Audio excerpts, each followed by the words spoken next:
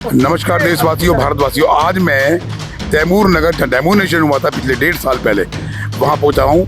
यानी तैमूर नगर पैलनजी एक ऐसा एरिया है जहाँ पर डेमोनेशन किया गया था, हजारों लोगों को बेघर किया गया था।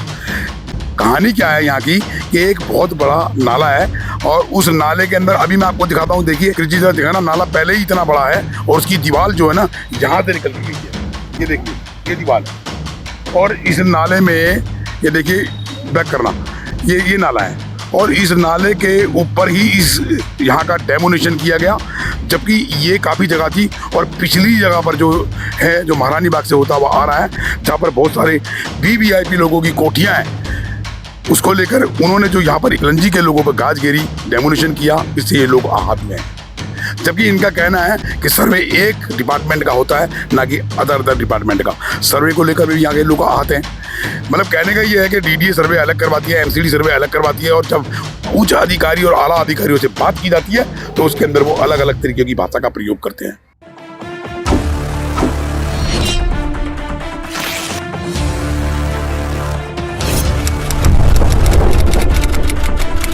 आज हम पैलनजी में आए हुए हैं और यहाँ के कुछ जिम्मेदार व्यक्ति हैं जो यहाँ के रहने वाले हैं। मुझे पूछते हैं क्या कहोगे मिस्टर कामत जी इसके बारे में कि जो डेमोनेशन हुआ है और वहाँ से लेके नाले की जमीन को वहाँ तक का बढ़ाया गया, वो जो दिखा रहे हैं वहाँ पर देखिए, इतना डेमोनेशन किया।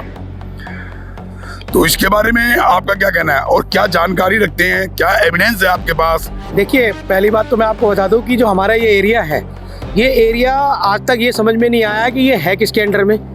डीडीए कहता है मेरा है, एमसीडी कहती है मेरी है और डूसू कहता है मेरा। अब एक और डिपार्टमेंट आ गया फ्लड, वो कहता है अब ये हमारा इलाके में आ गया। तो पहले ये सारे डिपार्टमेंट ये फाइंड करा देना कि ये है किसका, उसके बाद हम बताएंगे कि हमें क्या करना है। हमारे पास जो एविडेंस है उसमें जो प्रूफ होते हैं वो इनमें से एक डिपार्टमेंट है, उसके पास ये प्रॉपर्टी है। रेवेन्यू से हमने बात कर ली, एमसीडी से हमने बात कर ली, डीडीए से ही बात कर ली। हर आदमी यहाँ पे हमें प्लान देता है। डीडीए के कमिश्नर ने मुझे रिटर्न में लेटर दिया हुआ है कि यहाँ पे जो भी मकान है उनको तोड़ के उनको डुप्लेक्स, मतलब उनको एक 2 BHK का मकान अपने डिजाइन से बना के देंगे। स्कूल, पार्क, पार्किंग, हॉस्पिटल्स और बारात घर, ये सारा कुछ बना के देंगे। इसका लेटर मेरे पास। कौन से सन का है? उसको हो गए कम से कम 4 से 5 साल हो गए। एक्चुअल में क्या था कि ये डेमोनेशन यहाँ का था ही नहीं। ये अधिकारियों ने अपनी निकम्मापन जो छुपाने की कोशिश की है, उसकी तलवार इन्होंने हमारे गरीब भाइयों पे डाला। अधिकारी वाली प्रशासनिक अधिकारी का इन्वॉल्वमेंट बिल्कुल। किसका? ये जितने भी एमसीडी के जो टॉप अधिकारी बैठे हुए हैं और जो नीचे जेई और एई और पता नहीं इनके कमिश्नर लेवल तक के लोग, ये सब के सब भ्रष्टाचार में लिप्त हैं और इन्होंने बिना सोचे समझे रिपोर्ट तैयार करी और वो झूठी रिपोर्ट बनाकर आम गरीब आदमी को घरों को तोड़ा। कितने हजार आदमियों का वोट बैंक है यहाँ पे? यहाँ पे कम से कम 4000 लोगों का वोट बैंक है। देखिए, 4000 लोगों का वोट बैंक होने के बाद भी जनप्रतिनिधि चुन के लेके आते हैं ये लोग। जनता यानी इनका वोट बैंक भी है। ये 4000 जो वोट बैंक है, ये कहीं काउंट नहीं होता। ये कितनी बड़ी बात है। और जब ये जनता वोट देने के लिए जाती तब इनको कोई नहीं बोलता कि आपका डेमोनेशन होगा, आपको 2 BHK मकान दिए जाएंगे। अन्य तरीकों की भाषा का प्रयोग करना और राजनेता बन जाते हैं। ये पॉलिटिकल बेस है दिल्ली का। सत्ता की चाबी हासिल करने के लिए लोगों को गुमराह किया जाता है और प्रशासनिक अधिकारी उसका मिसयूज करते हैं। यही भाई साहब बता रहे हैं। और इसके अलावा आप स्टे पे गए थे क्या? हम अभी स्टे पे जाएंगे क्योंकि इन्होंने जो हमारे साथ किया है, यहाँ के लोगों के साथ जो किया है, वो छल किया है। हमारे पास वो एविडेंस हमारे पास आ चुके हैं जिसमें हाई कोर्ट को इन्होंने मिसगाइड किया।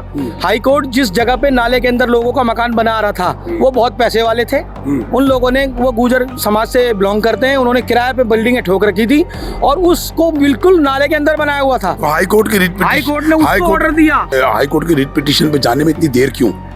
उसको समझने में हमें समय लगा। हम उस चीज को पहले ये समझना चाहते थे कि हाई कोर्ट ने जो आदेश दिया है वो सच में हमारे यहाँ पे लागू होता भी है कि नहीं होता।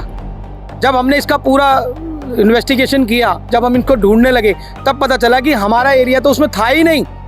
हमारे से बढ़ के एरिया वो था जिस एरिया पे बिल्डिंग बनी हुई थी नाले के अंदर। आज भी वो बिल्डिंग ऐसी हटी नहीं है पूरी तरीके से। उसको नहीं तोड़ा गया? आज भी नहीं तोड़ी गई। आज भी वहाँ पे ऐसी की तैसी बिल्डिंग खड़ी है। एक फॉर्मेलिटी पूरी करी गई और सारा का सारा जो डेमोनेशन है वो एक आम आदमी पे किया गया, इन गरीबों पे किया गया जिनको इसकी नॉलेज नहीं है, कानून के पता नहीं है। इन बेचारों को रात के अंधेरे में गायब कर दिया। आज भारतीय जनता पार्टी की सत्ता है। हाँ। सेंटर में भी और स्टेट में भी और नीचे मेयर हाउस में भी। हाँ जी। तो आपके यहाँ से कोई व्यक्ति विशेष या आपका चुना हुआ जनप्रतिनिधि वहाँ पर गया? हमारे बहुत सारे लोग गए थे, क्या हुआ उससे? उन्होंने बस हाँ, आप सबका हाँ हाँ करते हैं, माना तो करा नहीं किसी को। हम ये कर देंगे, हम वो कर देंगे, हम ये देख लेंगे, हम वो देख लेंगे, लेकिन जो सही चीज़ है, सच्ची चीज़ है, ईमानदारी से किसी भी प्रतिनिधि ने हमारी सहायता नहीं करी, हमारे लोगों की सहायता नहीं करी। और एक बात आपको बताता हूँ, हमारे यहाँ पे जब डेमोनेशन हुआ तो लोगों के घरों से मीटर उतारे गए। उन मीटर को उतारने के बाद उनको ये बोला गया कि अब इनको टेम्परेरी कनेक्शन देना है। टेम्परेरी कनेक्शन देने का क्या मतलब? ये इस पूरी बस्ती के अंदर मीटर मैंने लगवाए थे। जो BSS के जो टॉप अधिकारी थे, गोपाल सक्सेना जी, उनसे बैठ के मैंने मीटिंग करी और पूरी दिल्ली में आज अगर पूरी बस्तियों में मीटर लगे वो मेरी देन है। मैंने वहाँ एक प्रपोजल दिया था, उस प्रपोजल के आधार पे आज पूरी दिल्ली के बस्तियों में मीटर लगे परमानेंटली। हम ये कहते हैं परमानेंटली नहीं है, नहीं होने चाहिए, मत करो, लेकिन आप इनका कोई विस्तार तो करो, आप इनके बारे में प्लानिंग तो लाओ, आप इनके बारे में सोचो तो ही। सारी पार्टियां आती हैं, सत्ता में बैठती हैं, प्लानिंग बनाती हैं, लेकिन एंड टाइम पे वो पता नहीं प्लान कौन से कूड़े बस्ते में चला जाता है, सब भूल जाते हैं। आपके यहाँ पर RWA का गठन है? हमारे पे RW रजिस्टर्ड है हमारी। इसके ऊपर कार्रवाई क्यों नहीं की? हम लोगों ने पूरी कार्रवाई कर रखी है। दिल्ली सरकार के अंदर हमारी 125 नंबर डी पे हमारा फाइल रजिस्टर्ड है। डेमोनेशन रुका क्यों नहीं? डेमोनेशन इसलिए नहीं रुका कि कुछ मामला में से किसी को पता ही नहीं चला। इन्होंने हमें 24 घंटे पहले यहाँ पे नोटिस चिपकाए और उसके अगले दिन इन्होंने डेमोनेशन कर दिया। आप क्या कहते हो इस नाले के बारे में? इतना ही रहना चाहिए, आगे बढ़ना चाहिए? इस नाले के बारे में ये कहना चाहते हैं, ये नाला 3 बार मास्टर प्लान के हिसाब से चेंज हुआ है। पहले इस नाले की जो हद थी वो 10 मीटर की थी, बाद में वो 23 मीटर हुई, आज इन्होंने 27 मीटर कर दी और आज भी 27 मीटर से भी ज्यादा जाने की प्लानिंग में है। मैं ये सवाल पूछता हूँ, जो 27 मीटर के ऊपर ये दीवार बना रहे हैं, वो दीवार कहीं टेढ़ी नहीं हो रही? उसका मैप है मेरे पास, दिखाइए। इसके डॉक्यूमेंट है मेरे पास। वो दीवार अब टेढ़ी कैसे हो रही है? उस दीवार को टेढ़ी करने के लिए ये रास्ते को बिल्कुल अलग क्यों कर रहे हैं? किस तरीके से समझाओगे आप इसको हमें? इसको हम समझाएंगे, कोई अधिकारी बैठे तो सही। अभी बताइए। ये इसके अंदर एक रूट देखिए, जो मसला था वो यहाँ का था। यहाँ पे नाले के अंदर मकान बना हुआ है और इस मसले के साथ में इसको लपेट दिया गया। आज भी अगर इनके मास्टर प्लान को देखें तो हमारी बस्ती का कोई भी हिस्सा नहीं आता और उसके बावजूद इन्होंने हमारी बस्ती तोड़ दी। और ये मास्टर प्लान और ये नक्शा ये हमने नहीं बनाया, ये MCD ने बनाया है, ये डिपार्टमेंट ने बनाया है। अब वो MCD है, DDA है या फ्लड है या कोई भी है, हमें नहीं पता। ये ऑनलाइन नक्शा है जो ऑनलाइन डला हुआ है, हमने अपने घर में नहीं बनाया। तो आज ये इस नक्शे के हिसाब से जा रहे हैं। अब ये क्या कर रहे हैं, कुछ पॉलिटिक्स की वजह से जहां उनका मन कर रहा है दीवार सीधी ले जा रहे हैं और जहां मन कर रहा है दीवार को मोड़ रहे हैं। ऐसा क्यों कर रहे हैं? अगर आपने नक्शा बनाया है तो नक्शे के हिसाब से आप काम करो, तकरीबन मास्टर प्लान के हिसाब से काम करो।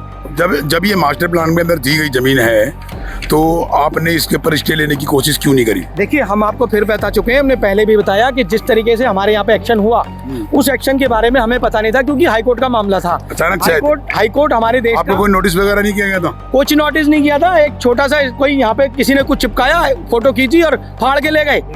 उसी टाइम वो अधिकारी फाड़ के ले गए और हमें कुछ नहीं पता। अचानक एकदम बुलडोजर खड़ा हो जाता है, हजारों की तादाद में पुलिस आ जाती है और सबको बोलते हैं घर खाली करो। डेमोनेशन, और डेमोनेशन पे जो निशान लगाया उस निशान से 20 फुट और आगे का तोड़ा। डेमोनेशन जिसके आधार पे किया है वो दिल्ली सरकार के अंतर्गत किया गया था? हाँ। या जो DDA है या MCD है या कोई भी डिपार्टमेंट है उसके आधार पे किया था? हमारे देश की CM जो हमारे दिल्ली की CM है, उनका कहना था ये हाई कोर्ट के आधार पे किया गया है, लेकिन हाई कोर्ट के आधार पे हमारे पास किसी तरह का कोई ऑर्डर नहीं आया और ना ही हाई कोर्ट ने हमें कोई नोटिस भेजा कि आपके घरों को तोड़ा जाएगा, खाली कर दो। उन्होंने कहानी कहीं और की थी, फिट यहाँ कर दी। कहानी थी तैमूरनगर एक्सटेंशन की, फिट कर दी उन्होंने तैमूरनगर पेलंजी में। तो ये देखिए, तैमूरनगर पेलंजी के लोग इस चीज़ से बहुत बुरी तरीके से आहत है। जहाँ पर कार्रवाई करनी चाहिए थी वहाँ तो कार्रवाई की नहीं गई। यहाँ के लोग इतने मतलब दुखी हैं इस चीज़ से। जब मकानों की स्थिति इस तरीके की हो जाएगी तो देखिए, जहाँ पर नाले की जो बुनियाद है, जो तय है, उसे उतनी ही नाले की जगह को और बढ़ाने के लिए इन्होंने डेमोनेशन किया। तो ये हालात है और इंस्पेक्शन मीडिया ग्रुप कहेगा कि हमने इसके ऊपर टैली किया, इसको इंस्पेक्शन किया, इसकी चेकअप किया और इस पे एक उच्च स्तर की जांच बैठनी चाहिए। क्योंकि ये लोग पेलंजी के लोग हैं, इन्होंने कहा कि हम यहाँ पर तकरीबन 60 साल से रह रहे हैं, लेकिन उसके बावजूद भी हमारे साथ इस तरीके की घटना को अंजाम दिया गया, जिससे हमारे पारिवारिक सिस्टम के अंदर आहत आई। और अब देखिए, ओपन नाला है और ओपन नाले के अंदर से बदबू आती है। देखा जाए तो सफाई व्यवस्था का क्या आलम है, सफाई व्यवस्था को नकारते हैं। अगर MCD के अंतर्गत ये जमीनें आती हैं और DDA इन्हें नोटिस करता है तो इनमें से कौन सा डिपार्टमेंट है जो ये साबित करता है कि जमीन के मालिक हम हैं? तो ये कामत जी ने अभी बताया, और भी कुछ बताना चाहते हो हाँ, आप? मैं कुछ और भी बताना चाहता हूँ। मैं ये कहना चाहता हूँ कि अगर यहाँ पे कोई भी मास्टर प्लान लागू है, इस नाले को ये कह रहे थे कि हम इसे ग्रीन पार्क बनाएंगे, यानी इसके अंदर अच्छा गार्डन बनाएंगे, खूबसूरत बनाएंगे, साफ बनाएंगे। इलेक्शन को खत्म हुए 2 साल होने वाले हैं। 2 साल के बाद में ना तो कोई काउंसलर नजर आ रहा है, ना कोई एमएलए नजर आ रहा है, ना कोई एमपी नजर आ रहा है। यहाँ पे कोई देखने भी नहीं आ रहा कि तुम जी रहे हो कि मर रहे हो। और वो वोटिंग के टाइम पे नाले के अंदर खुद घुस जाते, चाहे घर में जाके 4 बार गंगा जल से नहा रहे हो, दूध की बाल्टी अपने पर डाल रहे हो, लेकिन आज इस गरीब को देखने के लिए कोई नहीं आ रहा कि यहाँ पे इतनी बड़ी बीमारी है। ये सारा लेटरिन का पानी इसके अंदर डाल दिया गया, सारे जितने भी इलाके का लेटरिन का पानी, सीवर का पानी सारा इस नाले में डाल दिया गया। सीवेज प्लांट से इससे बीमारी फैलेगी, जिम्मेदार कौन होगा? सीवेज प्लांट से भी होता हुआ। हाँ जी, आज इसके बीमारी का इलाज कौन करेगा? कौन सी अस्पताल खोल रखे इन्होंने? अस्पतालों में जाओ तो अस्पतालों में दवाइयाँ नहीं है, अस्पतालों में जाओ तो वहाँ पे कोई लाइन लगी पड़ी है, नंबर ही नहीं आते लोगों के। और यहाँ पे ये हालत हो रही है और कोई देखने नहीं आ रहा। कहाँ एक पौधा भी लगाया उन्होंने? आज की डेट में इन्होंने कह दिया कि ग्रेप 4 लगा हुआ है, ग्रेप 3 लगा। मान लीजिए आपकी बात, अब ग्रेप 4 के बाद अचानक आप कह रहे हो जी इनको हटाओ, इनको तोड़ो, तो इसका मतलब क्या है? आप मनमानी तरीके से काम कर रहे हो। तो ये मनमानी तरीके ही गरीबों पे चलता है, अमीरों पे नहीं। और एक बात और बताता हूँ, हमारी तरफ तो आपने कह दिया जी ये छोटी छोटी बस्ती हैं, गरीब लोग हैं, तोड़ देंगे। इसी नक्शे के हिसाब से जो सामने गांव है, गांव दिखाइए आप, सामने जो गांव है उसके अंदर जो ये दीवार दिख रही है आपको, ये दीवार 10 फुट और आगे जानी है। क्या कर देंगे ये दीवार आगे करें? और महारानी बाग के अंदर जो कपिल सिब्बल जैसे लोगों की कोठी आ रही है नाले के ऊपर, क्या वो उसको तोड़ देंगे? वहाँ पे 9 मीटर का नाला 27 मीटर कर देंगे ये? वहाँ इन पे होगा नहीं, वहाँ ये नाला बढ़ाएंगे नहीं, फिर इसके लिए जिम्मेदार कौन है? यानी कि सिर्फ गरीबों पे बुलडोजर चलेगा, गरीबों को ही मारोगे, गरीबों के साथ ही गलत करोगे, अमीर के साथ करते में तुम्हारे वोट बैंक खराब होते हैं। याद रखना, वोट बैंक जो है ना वो गरीब से होता है, अमीर कोई वोट डालने नहीं जाता। और इतिहास गवाह है, जो सत्ता पे बैठा है वो अगर उसने गरीबों की अवहेलना की है, किसी मुस्लिम को डराया है, उन्हें मारा है, तो सत्ता हाथ से चली गई है, क्योंकि वोट हम देते हैं, वोट अमीर नहीं देता। इस बात का ध्यान रखे जो भी सत्ता में बैठा हो।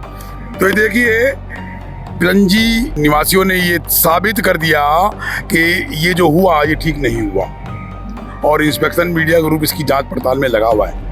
हम अन्य दलों से भी बोलेंगे, हमारा जो प्रोडक्शन है मीडिया, इसके ऊपर उचित कार्रवाई करेगा। हमने शुरुआत कर दी है, दूध का दूध और पानी का पानी नजर के आएगा।